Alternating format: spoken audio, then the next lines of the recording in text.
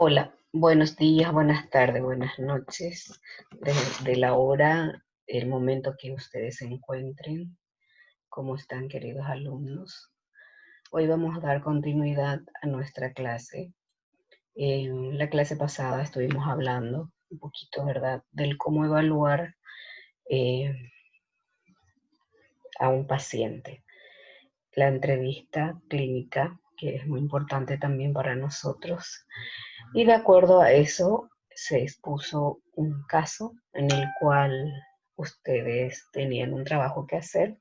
Entonces, para dar continuidad al mismo, vamos hoy a estar hablando sobre el informe psicológico.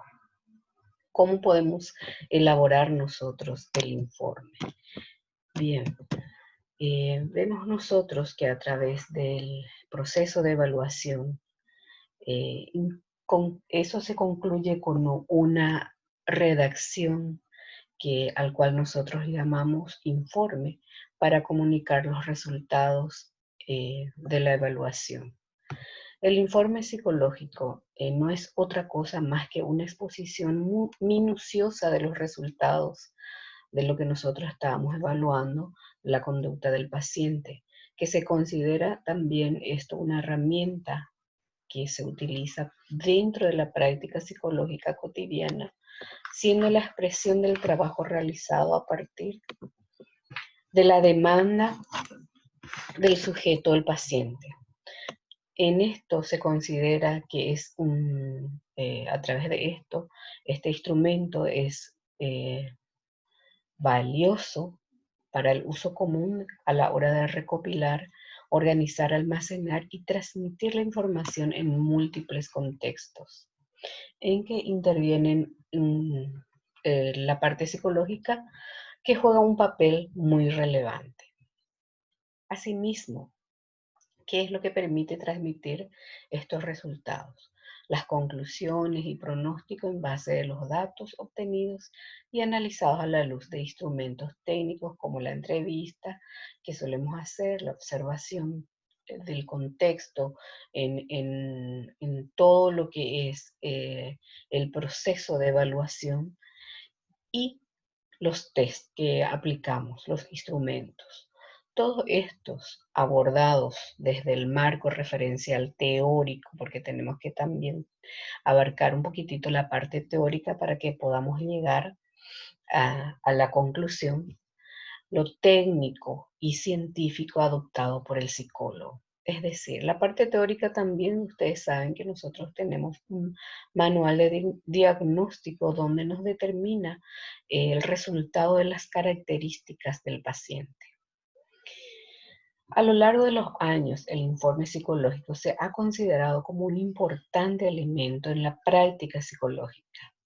Representa un testimonio archivable y duradero en los que se puede analizar los resultados de las evaluaciones anteriores. Lo que yo en esto quiero decirles, sí, los informes psicológicos se considera duradero 1 año, 2 años, hasta 5 años lo tenemos que archivar, porque sabemos nosotros que cuando le evaluamos a un paciente nosotros necesitamos de un historial si es que ya consultó con un psicólogo. Entonces, es muy importante que nosotros tengamos presente eso, valorando como un documento confiable y representa una muestra de la conducta del sujeto en un momento determinado de su vida. Hay elementos para la elaboración de un informe psicológico, y lo primero que nosotros debemos de empezar por el encabezamiento. Los datos de identificación del evaluado, como su nombre, edad, sexo, estado civil, escolaridad, profesión y fecha de exploración. Datos del evaluador, donde también ciñe el nombre, colegiatura o acreditación, el número de registro, que es muy importante que nosotros determinemos si es psicólogo clínico, si es psicólogo laboral. Todo eso nosotros tenemos que ir registrando también en eso. También el motivo de consulta, haciendo referencia al motivo de la evaluación y a los objetivos planteados tanto para el remitente del caso como para propio sujeto y o a sus familiares. En segundo lugar, tenemos las referencias, donde se incluirán cualquier dato de interés, su historia pasada y presente. De igual forma, breve descripción sobre la historia del problema. Es muy importante que lo hagamos, ¿verdad? Después los datos. Ya nosotros tenemos de parte de quién se va, quién lo lleva, si nosotros hacemos el motivo de consulta, los datos relevantes de quién nos dice, por ejemplo, en el caso del niño, ¿verdad? Quién nos da la referencia de ese niño.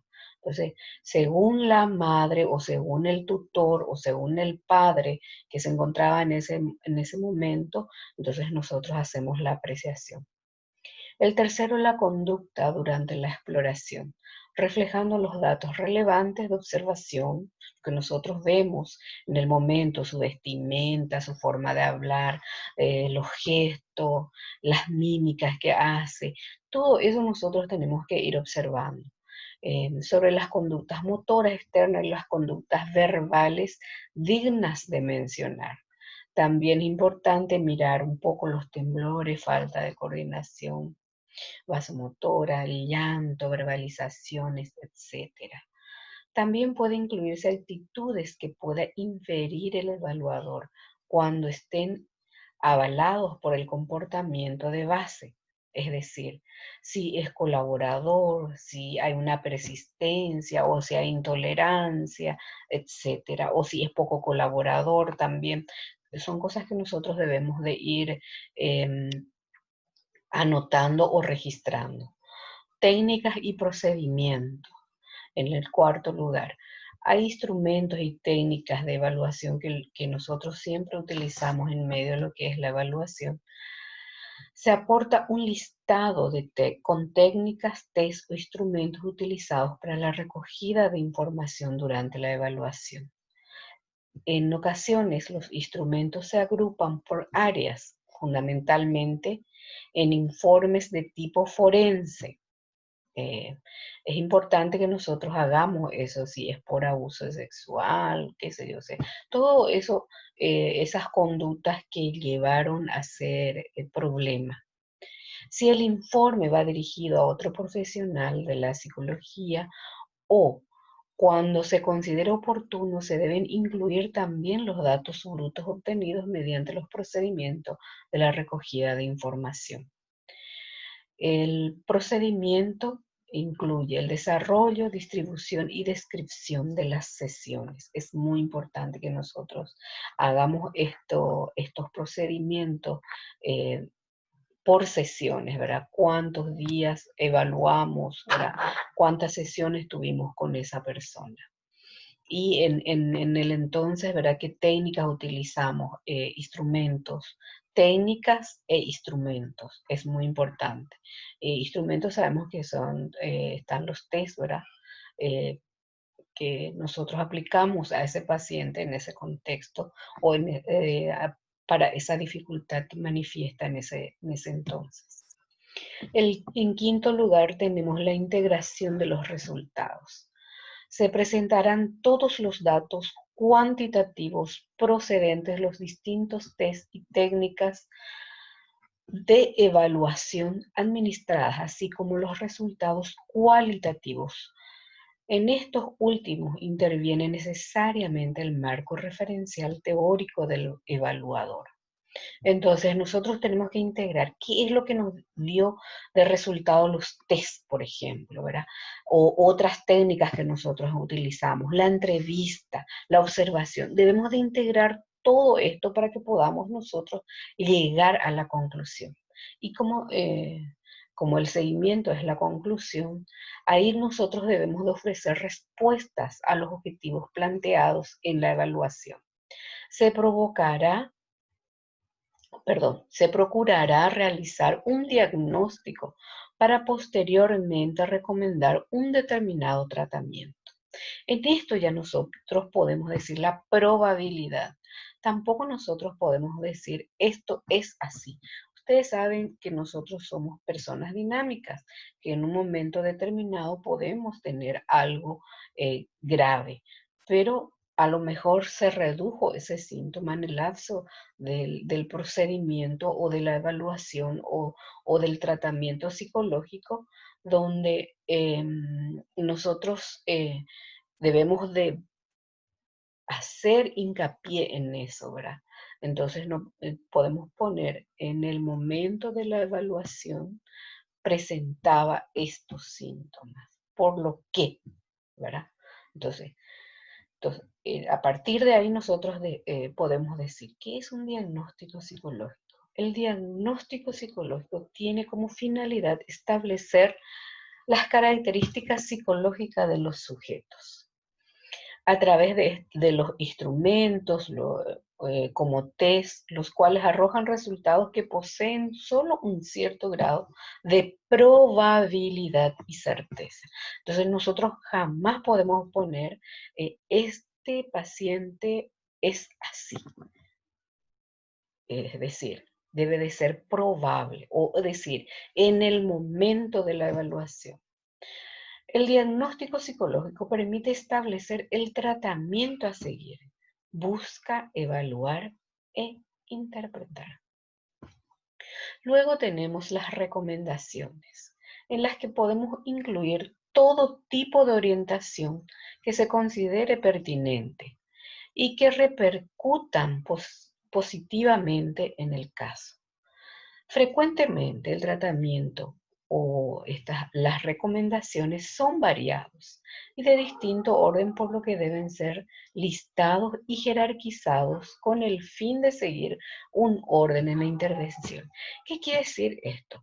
Nosotros debemos decir preciso lo que son nuestras recomendaciones. Es decir, si yo voy a hacer un test, o sea, le apliqué un test donde el resultado me fue un poco ambiguo, o bien sabemos que este niño, por ejemplo, tuvo problemas de aprendizaje, nosotros derivamos a un psicopedagogo, entonces vamos a decir, de aquí en el lapso de 6 meses, hacer un retest nuevamente, o sea, hacer un retest del test que se le aplicó a ese paciente.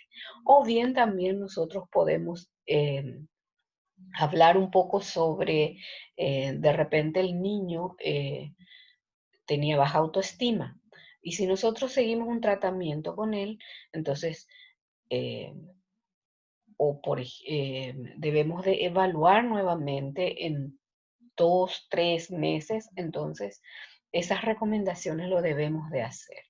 O bien hacer que la familia se integre, por ejemplo, en las actividades que ellos realizan para que haya mayor confianza, por decirlo así, ¿verdad? Entonces hay cosas que nosotros debemos hacerlo precisamente ítem por ítem, de acuerdo a la dificultad que presenta el paciente.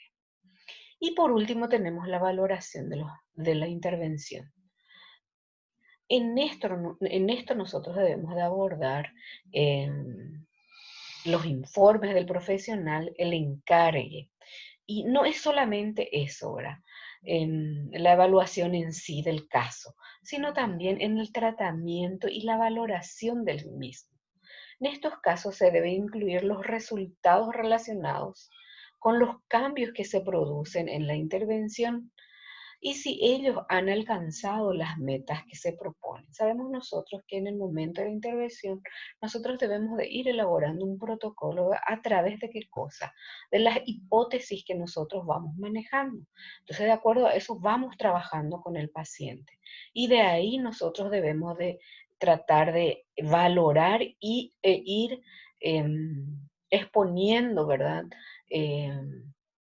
Las reconsultas a través de los cambios que presentan el paciente.